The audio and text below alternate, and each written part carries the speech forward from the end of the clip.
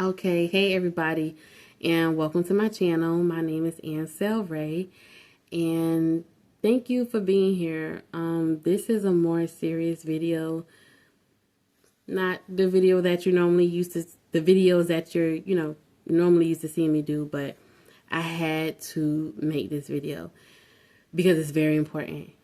You know, I was a victim of domestic violence.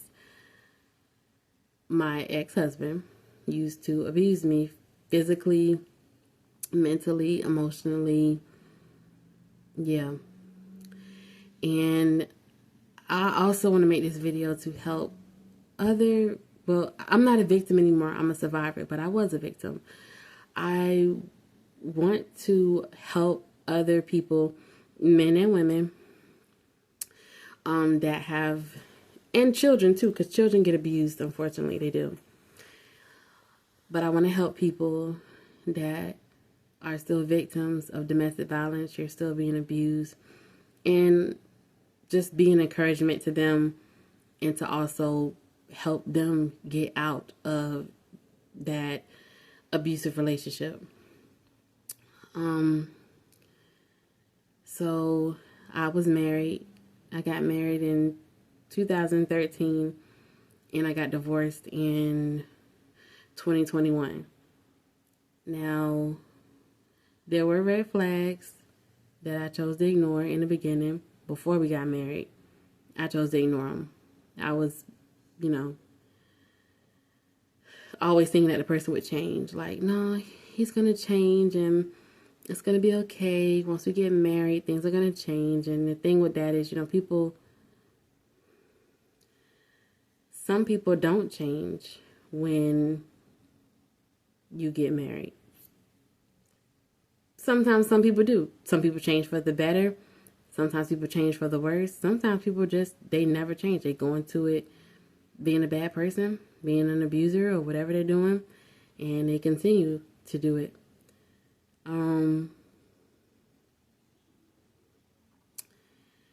That was like the worst relationship I've ever been in. And I wouldn't wish that on nobody. Like, and unfortunately my son witnessed it and he was abused also.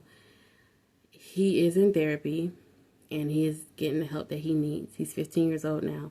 When that was going on, he was very young, and the male that I was married to, it was not my son's biological father. It is my daughter's father though. So yeah.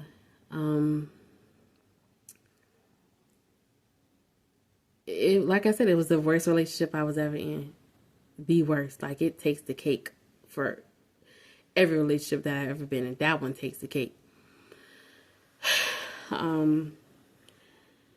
This person's mom was making excuses for him. Like, I stayed. I'm gonna tell you why I stayed. I stayed married to him, and we were married for 7.5 years. I stayed married to him because, yes, even though he was a bad person, even though he was an abuser, and he also was a cheater too. He drinks. He was an alcoholic. It was just crazy. I stayed because, yes, I wasn't in love with him still, and I was listening to his mother. I trusted her because she went through the same thing with his father, with my ex-husband's father. His father did the same thing to her, and they're divorced, of course. I thought her advice was helping me, but I found out the hard way that it was not helping me. It was helping him, her son. And it was hurting me. And it was just getting worse. Like, this person did. He cheated on me, put his hands on me, calling me out of my name, the B word. Just doing anything and everything to tear me apart. Like, I was such in a dark place when I was married to him. I was depressed. I was dealing with anxiety. I was going to like therapy on and off. And mind you, I had never been in therapy, never had to go to therapy until I got with this person. And yeah, just crazy. Um, I never finished, like when I was married to him, I would go to counseling on and off. And yeah, I would go to counseling on and off and never would finish because I was still with him. So it was like, how can you? Okay, I don't know where I left off at. My video cut off because my other phone, I gotta clean the storage space out. But anyway, yeah. So I'm just gonna start over. Well, not start over, but y'all know what I mean. So anyway, yeah, he would call me names and stuff, and it's like it tore me down as a woman, as a human being, as a person. It it really tore me down. Everybody, their experience is different. I just know for me, being abused, like I said, it took me to a dark place. Like I was so depressed. I was dealing with severe anxiety. Something in my I'm sorry. I was dealing with anxiety. Um, I would like this is what I would do when I would really get depressed. Um, I would I would like bake cakes and stuff, right? And I would eat the whole cake pretty much. I wouldn't eat no real food. I was eating my feelings away. I would eat boxes of Debbie cakes, like the what is it? The oatmeal cream pies, Swiss rolls, boxes of it, Swiss rolls, Star Crunches. That's how I would deal with my feelings. That's how I would deal with being abused. I would I would eat, and it wasn't even food. I would eat junk, chips, candy bars, all of that, all of that. So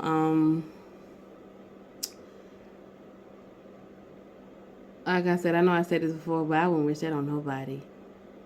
And then the cheating and stuff that just made me feel insecure. And one day I just woke up and said, I'm not doing this no more. I got sick and tired. Like I will say this,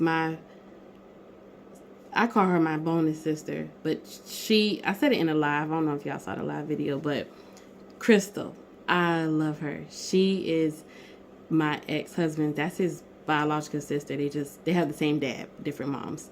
But she's never treated me different. She's always had my back. She does not like him. She does not like her brother, my ex-husband. She does not, no, because she's not with all that. Which, I mean, who in their right mind would be with all that? You know what I mean? Like, come on now. But Camellia, my friend, my best friend, she's always had my back. Like, she told me, even when I was married, she was like, look, whatever you decide to do, whether you leave or stay with him, I'm here for you. And I'm going to be your friend. Like, I'm here, Oh, it's something that keep getting in my eye. Hold on. Okay, I think it was the eyelash. I don't know. But I have friends that have always had my back. My best friend Lakeisha, she's had my back. She had my back also. My family, they would tell me, I know they wanted me to leave, but I had to get sick and tired of dealing with that and dealing with him. And I would always, fall for the okie doke, and he knew just what to say to reel me back in. And, I would call the police. I would call the police on him. He would get arrested, stay in jail for a while, maybe a month, maybe 6 months, a year, whatever. Get out, everything good for a little while, then go right back to doing the same stuff. I remember one time we were arguing through text message, texting each other, arguing. And I was telling him, I said, you could at least help me with the bills. Like, ain't you supposed to be a man? But I mean, that's not a real man. We all know that because it's abusive. But I had told him that through text, and he was saying, "Oh, y'all probably gonna laugh at this." I laughed at it because I'm like, "Who is you? What?" I told him, I said, "You know, you could help with the bills. You're supposed to be the head of the household." But and he was like, "This is through text." He was like, "Oh, you ain't no dime piece. I ain't gotta pay your bills." I'm like, "Hold up. First of all, I don't have to be a dime piece, okay? You are supposed to pay bills. You're supposed to do your part, at least help." Or, in my opinion, that's what I mean. I don't know. But to sit there and say that to your wife that you took a covenant with and said vows with or to. Y'all, some of the stuff that I could tell y'all, it's just crazy. Like, I'm trying to think of everything, but I can't think of everything. But it was crazy. And then he kept talking to his ex-girlfriend, and I kept telling him, like, "Why you keep talking to her? Y'all ain't got no kids. Why are you doing this?" And one time when he got locked up, he had asked me, he was like, "Do you ever, think about, being with another man?" And I took it as like being in a relationship with another man or whatever. And I told him, I said, "Yeah, because you're not treating me good, and I'm not liking how you making me feel." So, I mean, who wouldn't feel like that? Like, yeah, I used to daydream about, dang, what if I was with a man that just treated me right and was this and that? That would be so lovely. Yeah, I used to daydream about that because, I mean, I was being abused and mistreated, but I was scared to leave because when you leave a violent relationship, that is the most dangerous time in the relationship, when you are really trying to leave. So you have to be careful with that. If you are being abused out there and you're watching this video and you want to get out, you can get out. You just have to map out your escape route. You have to be safe and smart about it. Like, if you need somebody to come help you, let them come help you. If you need more than one person to come help you get out of that relationship, let them come help you. I know it's a scary situation. You probably battling between your mind and your heart, and it's a battle. Because I went through it mentally. Mentally, I wasn't strong enough. That's why I didn't leave.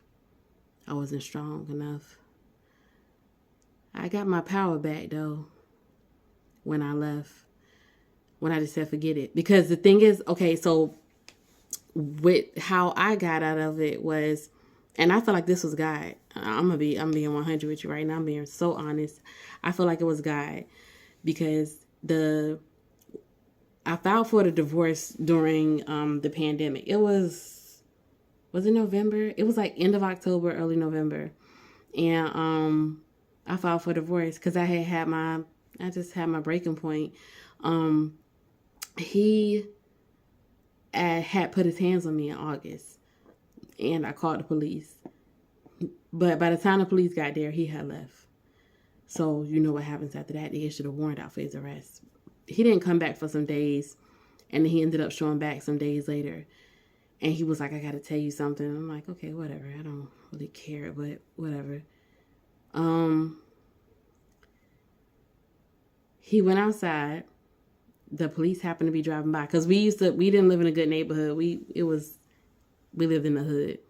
So the police was always out there, just driving by, patrol and whatnot.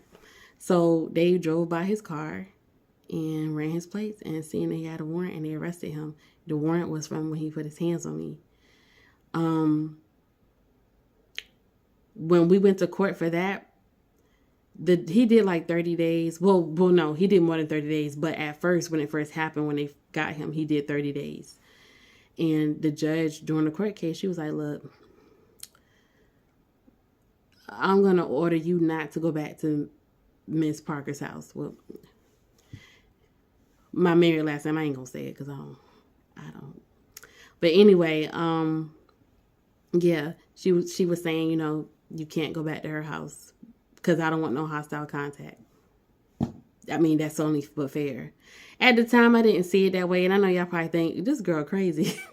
Because I was like, oh, no, he's not going to be able to come home. And I just, like I said, that at that point, that day, I still wasn't mentally strong enough. I wasn't looking at it in as a blessing, but it was a blessing because um, after that, usually like when he would go to jail and get out, he would tell me that, I would come pick him up.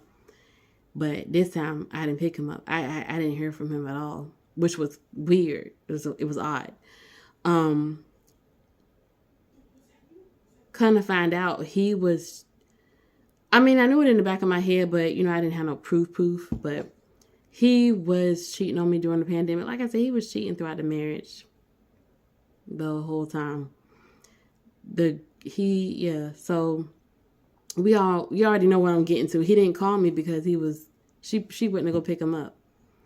The girl that he was talking to, and yeah. So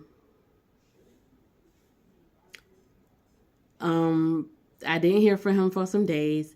I didn't hear from him until he wanted me to return something for him to the store or something like that.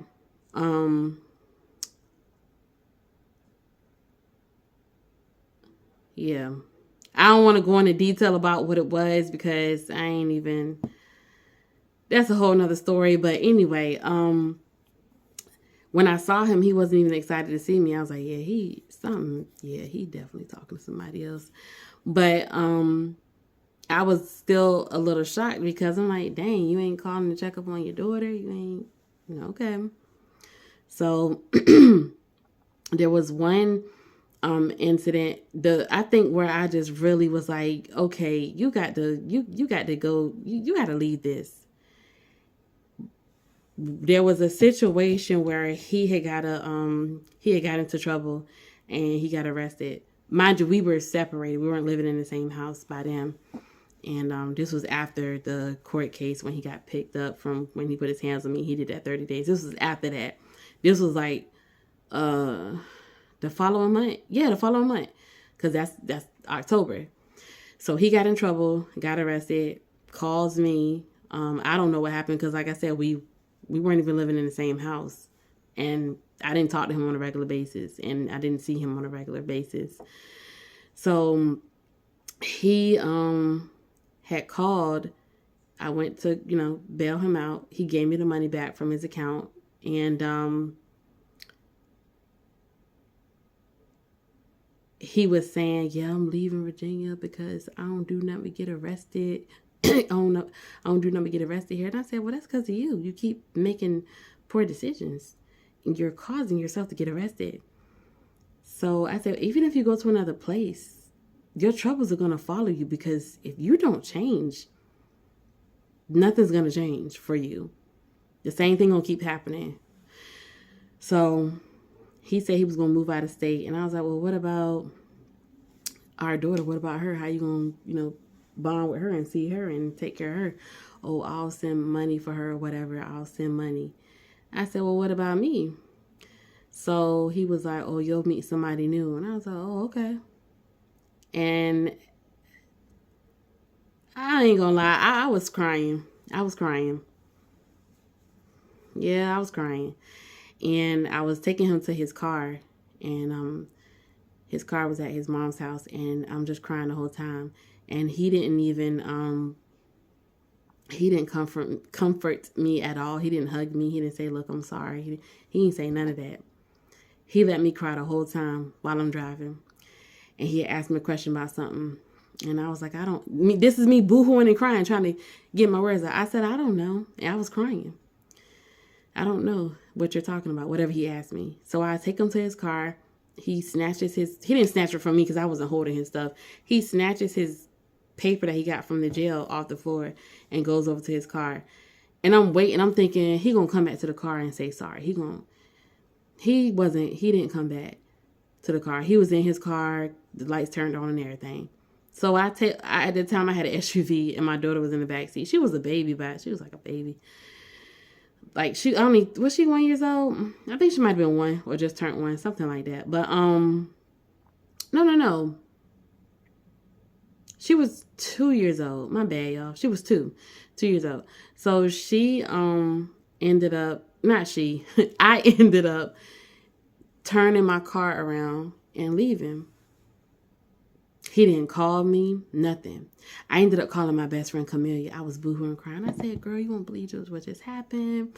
He said this to me and this happened. And she was like, it's okay. You know, I'm here for you. She just comforted me as a, you know, a person that has a heart should or does. So, that next day I filed for a divorce. I said, cause like I had to stop playing around. Like I filed for a divorce. I was like, you ain't got to keep telling me. I'm going to meet somebody else, but not right now. I'm going to heal and go get some help, and I'm going to get through this. And I did. So how I got through it is, I forgot to mention this. Me and him, we like, it kept, I can't say break up, because when you marry, you can't break up. You got to get a divorce. But we would, you know, go back and forth. I would kick him out the house. When we were living together, I would kick him out, let him back in, kick him out. But that time when I was boohooing and crying in the car, I said, oh yeah, I don't want to feel hurt like this no more. And I don't want to keep getting hit on and beat on and all that stuff. So I did. I filed for a divorce. And I ain't never looked back since. I ain't never looked back. And that was the best day ever when I got divorced. I was so happy. My friend Camelia was there. She was my witness, and we actually got divorced on my mom's birthday. And he didn't have to show up to court because it was it wasn't contested. So there was no argument. We weren't fighting over anything. And when, even speaking of that, the divorce, when I told him too, I gave him a heads up. I said, hey, look, I already filed for the divorce. You already know what's going on. When you get the papers, can you just please sign it? Just sign it. That's all I need you to do. And he said, okay, cool. I'll sign the papers. He gets the papers, and he had a lawyer still at the time because he was dealing with the court case from when he put his hands on me. That was still ongoing. The lawyer gonna tell him, it's some paperwork missing. Everything is not in here. First of all, okay, so you're saying that there's paperwork missing from what I gave him. Also, he was served by the sheriff a second set of the same paperwork that I had. You trying to say that the sheriff ain't... Then he was like, no, I'm not just going to sign it. I need to read it. Okay, well, yeah, read it. Read it. Ain't nothing wrong with that. But he was like, oh, I don't know if you were asking for something. You might be trying to get something out of me. Sir, please. I ain't never needed nothing from you. And not to be funny, but like I said, I know what to watch out for now. But I always held my own down. You shouldn't have to do that, though, especially when you're married. Like, you're supposed to work as a team. But with him, that was not a team. I was paying the bills, and he might have paid the cell phone bill, but anybody could pay that. I mean, I ain't trying to be funny when I say that. I'm just saying, like, so, yeah, yeah, it was crazy. But, I made this video because, like I said, I want to help people that are being abused. Being abused is not your fault. And there is life after abuse, you know. I went to counseling, and I stuck with it, and I finished it. I went with the YWCA. I went to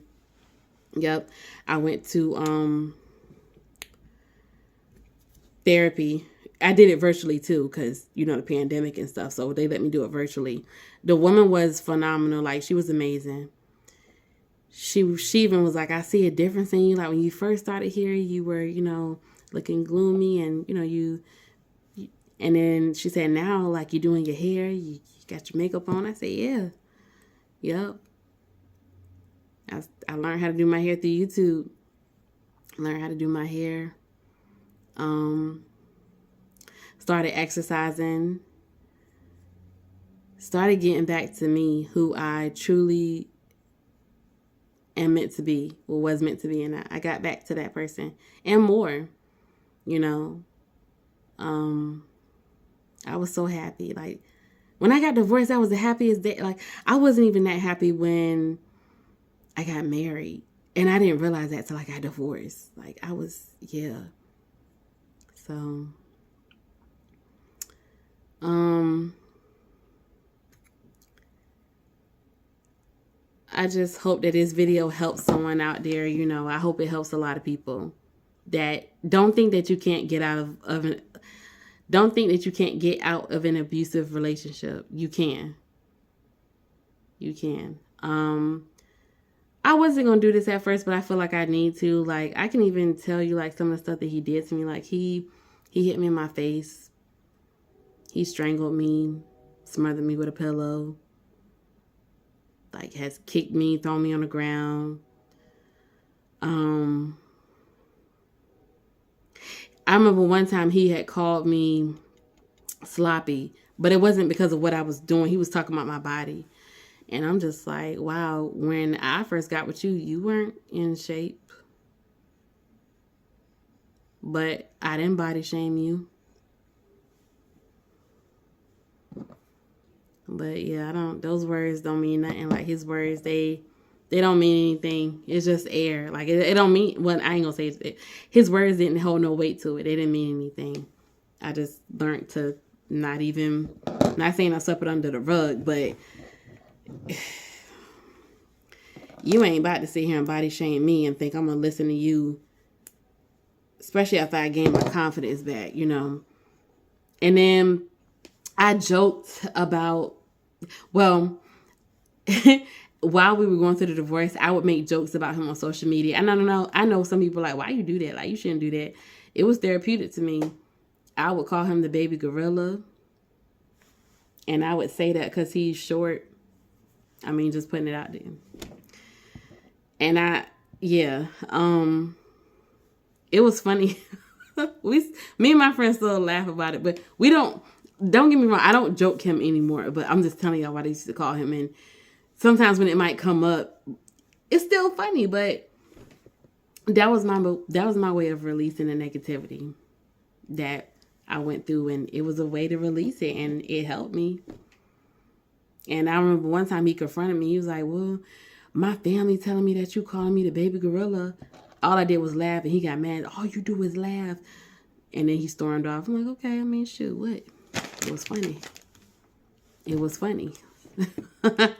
But that's but anyway, I had unfriended his family on social media too, because I'm just like, did y'all talk to him about what he was doing?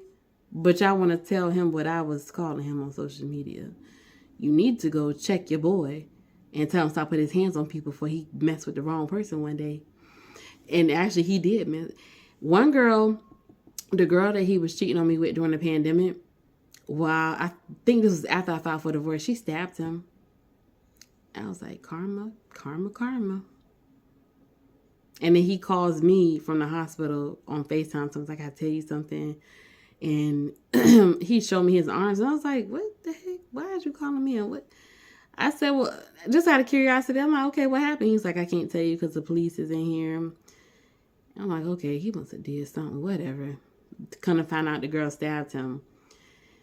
And then he started going to this whole spiel about, yeah, he was venting to her at first when I had kicked him out during the year 2020, and it turned into something else. I'm like, man, I don't give a crap, man. I done filed for a divorce. I'm over you. I'm living my life. I'm not even thinking about you. Crazy. But yeah, me, Crystal, and Camellia, man, we joked the mess out of him. That was good times. That was some good times right there. That was funny. That was fun. I ain't even gonna lie. That was fun. It was therapeutic. But, you know, I'm thankful that God saved me from that. And God really got me through it. And I'm forever grateful and thankful to him. I love God. I love God.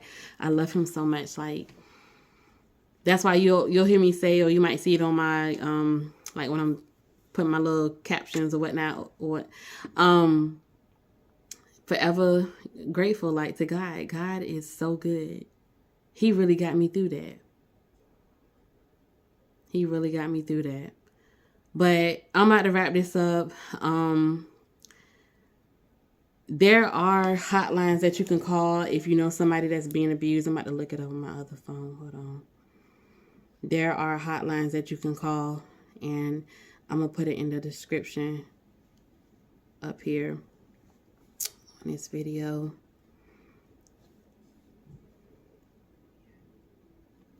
So, hold on. It's so many people being abused. So it's the National Domestic Violence Hotline. That phone number is 1-800-799-7233. Again, that number is 1-800-799-7233. And that's the National Domestic Hotline. I'm sorry, the National Domestic Violence Hotline. They got English and Spanish and 200 plus through, I think that's, interpret, yeah, so translators. And they're open 24 hours. Yeah. And they say domestic abuse, also called domestic violence. This is like a definition of it. Or intimate partner violence can be defined as a pattern of behavior in any relationship that is used to gain or maintain power and control over an intimate partner. So that's what domestic violence is if you're not. But yeah, some signs of domestic violence is putting you down, which I went through that, being called names and stuff. And I was called ugly before. He called me ugly. Now, when he called me ugly, I'm going to tell y'all, hold on. When he called me ugly, I laughed. I think I laughed when he said it over the phone because we was arguing. I laughed. I said, boy, please. I ain't never been ugly. Okay? Like, sir, yeah, I was insecure, but I'm like, man, I ain't even, now, hold on now. No, let me turn this heat on. Hold on. Getting cold in here. It's cold outside. But like, boy, go sit down somewhere. But yeah, disrespect, persistently putting you down in front of other people, not listening or responding when you talk. He used to ignore me to try to get under my skin, interrupting your telephone calls, taking money from your purse. Without asking, refusing to help with childcare or housework. Yep. He gave me a hard time. Like when my daughter would get sick, I would be like, look, your job is more lenient with your schedule. Mine's is strict. I still had to go pick my daughter up when she would get sick from daycare. And that counted against me at work. And I believe my attendant suffered from that. And I got fired. Mm-hmm. Crazy stuff. He tried to isolate me from my family, my friends. Yep. He sure did. And I ended up isolating myself from them too. So I wouldn't have nobody to talk to. Like, just make sure y'all pay attention to the warning signs. And like I said, if you know somebody being abused, please don't victim blame them. Because a lot of people do that too. And that's why a lot of victims don't come forward. Because people are so busy victim blaming. And I said in my life, like, look at all these cases out here against like these celebrities and even people like just regular people. A lot of people don't come forward. It takes them years. Some people don't ever come forward. Do y'all know that? Some people don't ever come forward. Some people didn't survive because their abuser deleted them.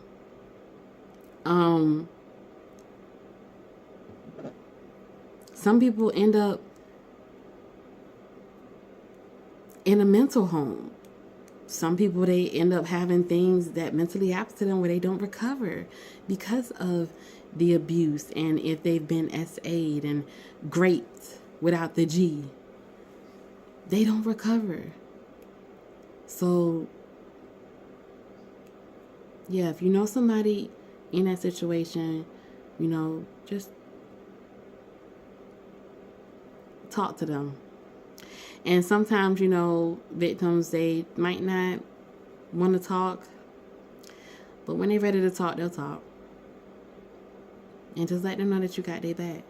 And that you're there for them if they need you. Just be there for them. Be supportive. Be not supportive of the relationship, but just be supportive to them. Yeah.